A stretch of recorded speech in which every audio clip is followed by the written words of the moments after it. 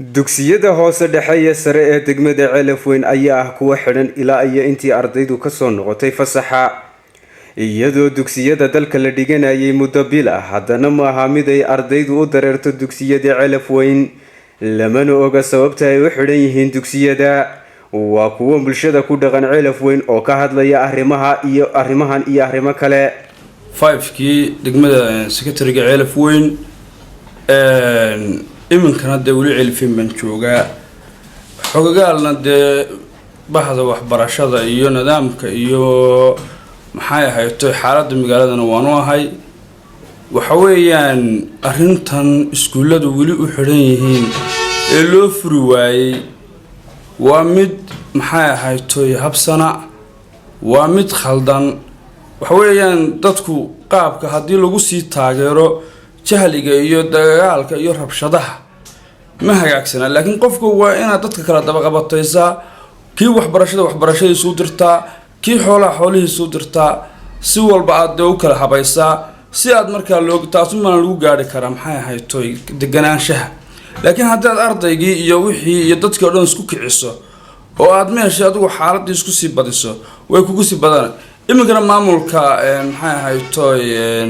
waxbarashada iyo ilaahay gobolada degmo iyo wixii kale maamul aba waxaan ugu baaqayaa in sida dhaqsaha badan leh ardaydan ku kala biiraya tuulooyinka iyo maxay ahayd rabshadaha loo daba qabatay iskuulkooda iyo bahdoodii waxbarasho loo diyaar gareeyo xidhnaanshiyaha iskuulkii degmada Ceelaf Weyn inkastoo ay jiraan colaado iyo waxyaabo isbiirsaday haddana waxbarashadu waxa qori loo baahan yahay si ay jiilka soo koraya u gartaan colaada iyo dhibaatadeeda in waxbarashadii meesha loo furo wax diina oo haboon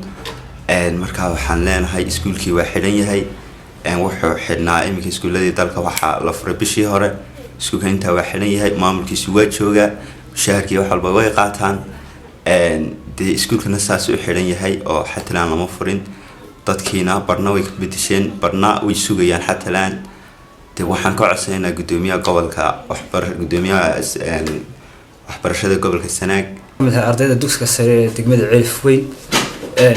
saogtiin iskuuladii Soomaaliland wax la furay bishii 8aad baa la furay maanta waxaan maraynaa bishii 9aad labadeedii iskuulkii wali lama furin inkastoo ay jiraan xaalado iyadoo xaaladaas jireen awalba waxa weeyaan waan sii wadan jirnay waxbarashadeeda marka waxaan codsan lahayn oo maamulka dugsiyada ka codsan lahayn iyo wasaaradda ahaanba in iskuulkina loo furo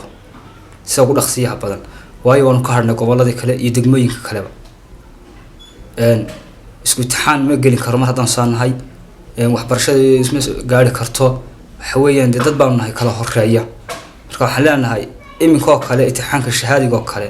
saas oo kale iyadoo ay jirto iskuuladii hore 2 bilood si dhigteen casharadii ayaa halkan laga qaadaa imtixaankii shahaadiga si dugsiyada eerko kale iyo form 4 kale labada bilood waxa weeyaan wax ardayga ka maqan iyo waxbarashadiisa naga maqan marka iyadoo casharadii saas oo kale noo dhamaan baa sanad walba laga qaadaa ayaan la jaamac Saalax ayaan la Nuuraani badda 24 TV magaalada Ceelaf Weyn.